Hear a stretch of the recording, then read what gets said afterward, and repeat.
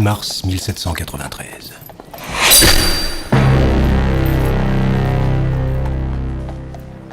La France, par l'exécution de son roi Louis XVI, avait rompu avec toute l'Europe. Aux trois ennemis qu'elle avait d'abord combattus, c'est-à-dire à la Prusse, à l'Empire, au Piémont, s'étaient jointes l'Angleterre, la Hollande et l'Espagne. La situation était effrayante. 250 000 combattants marchaient contre la République.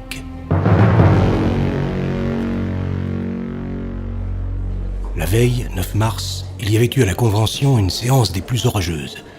Tous les officiers avaient reçu l'ordre de rejoindre leur régiment à la même heure, et Danton, l'audacieux, montant à la tribune, s'était écrié « Au front à Paris, une occasion de sauver la France. Demandons-lui 30 000 hommes. Et non seulement la France est sauvée, mais la Belgique est assurée, mais la Hollande est conquise. »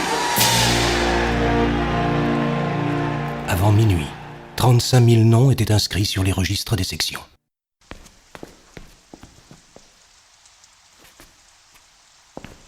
Ce soir-là, une femme enveloppée d'une mante d'indienne lilas se glissait le long des maisons de la rue Saint-Honoré, se cachant dans quelque enfoncement de porte, dans quelque angle de muraille, chaque fois qu'une patrouille apparaissait.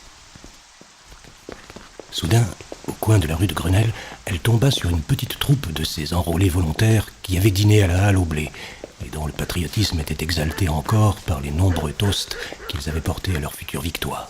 Et là, citoyenne, où vas-tu comme ça? Charmante belle de nuit. Mais, citoyen, je ne vais nulle part. Je rentre. Ah, tu rentres. C'est rentré un peu tard pour une honnête femme. Je viens de chez une parente qui est malade. Pauvre petite chatte. Et où est ta carte? Ma carte? Comment cela, citoyen? Que veux-tu dire? As-tu pas lu le décret de la commune? Mais non. Que dit donc ce décret, mon Dieu?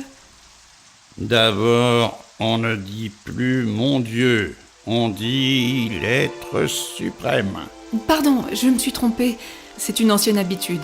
Mauvaise habitude. Habitude d'aristocrate. Je tâcherai de me corriger, citoyen. Je disais que le décret de la commune défend, passé 10 heures du soir, de sortir sans sa carte de civisme. As-tu ta carte de civisme? Hélas, non. J'ignorais qu'il fallut sortir avec cette carte. Alors, entrons au premier poste. Là, tu t'expliqueras gentiment avec le capitaine. Non, non. Je suis sûr que nous tenons quelques gibiers distingués. Depuis quelques instants, un jeune homme de haute taille, enveloppé d'un manteau, observait la scène. Il s'approcha. Qu'y a-t-il? Et que fait-on à cette femme? Mêle-toi de ce qui te regarde. Quelle est cette femme, citoyen? Et que lui voulez-vous? Et qui es-tu toi-même pour nous interroger? Tu me demandes qui je suis. Et tu n'en as pas le droit, car tu ne commandes pas une patrouille régulière. Cependant, je vais te le dire. Je me nomme Maurice Lindet. Je suis lieutenant de la garde nationale et secrétaire de la section des frères et amis. Cela te suffit-il? Nous conduisons cette femme au corps de garde parce qu'elle n'a point de carte de civisme. Oublies-tu que la patrie est en danger et que le drapeau noir flotte sur l'hôtel de ville? Le drapeau noir flotte sur l'hôtel de ville et la patrie est en danger parce que 200 000 esclaves marchent contre la France et non parce qu'une femme court les rues de Paris, passé 10 heures. Maintenant, emmenez cette femme si vous voulez. Oh, citoyen, ne m'abandonnez pas à la merci de ces hommes grossiers et à moitié ivres. Soit. Prenez mon bras et je vous conduirai avec eux jusqu'au poste. La jeune femme fit un pas en avant en découvrant un visage ravissant de jeunesse, de beauté et de distinction, que la clarté du réverbère éclaira. Maurice demeura ébloui. Monsieur, ce n'est plus l'insulte que je crains, c'est la mort. Si l'on me conduit au poste, je suis perdu. Il y avait dans cette voix un tel accent de crainte et de distinction mêlée que Maurice tressaillit. Mon logis est sur le chemin du poste de garde. En ma qualité d'officier de la garde nationale, je vais moi-même accompagner cette femme. Mais, lieutenant... Pas de discussion. J'en prends la responsabilité.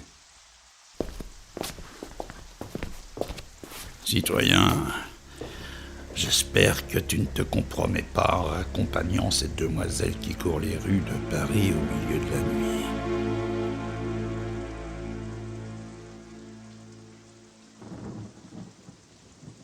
Maurice, en se trouvant seul avec la jeune femme, fut un instant embarrassé. Il craignait d'être dupe de l'attrait de cette merveilleuse beauté. Où allez-vous, citoyenne? Du côté du jardin des plantes.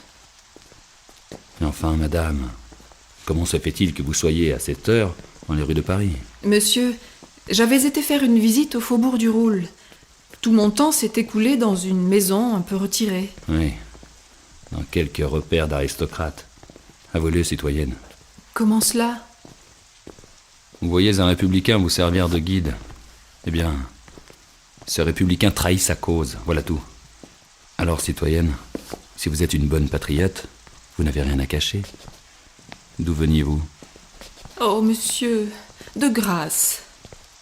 Cependant, les deux promeneurs nocturnes étaient arrivés à la rue de la Verrerie. Nous voilà, je crois, dans votre quartier. Oui, citoyen. Ne me ferez-vous point l'honneur de me dire à qui je parle? Vous parlez, monsieur, à une femme que vous avez sauvée du plus grand danger qu'elle ait jamais couru, et qui vous sera reconnaissante toute sa vie. Soyez-moi reconnaissante et pendant 7 secondes, dites-moi votre nom. Impossible. Vous l'eussiez dit cependant au premier sectionnaire venu, si l'on vous eût conduit au poste. Non, jamais. Mais alors, vous alliez en prison. Et la prison, en ce moment, c'est l'échafaud. J'étais décidée à tout. Et j'aurais préféré l'échafaud à la trahison. Dire mon nom, c'était trahir. On était en face de la vieille rue Saint-Jacques, bordée de hautes maisons noires, percée d'allées obscures, de ruelles, occupées par des usines et des tanneries, car à 2 pas coule la petite rivière de Bièvre. C'est par ici que vous demeurez? Oui. Et je vais vous prier, monsieur, de me quitter des... Nous espérons que vous avez apprécié cet aperçu. Pour continuer à écouter ce livre audio sur Google Play Livres, utilisez le lien dans la description de la vidéo.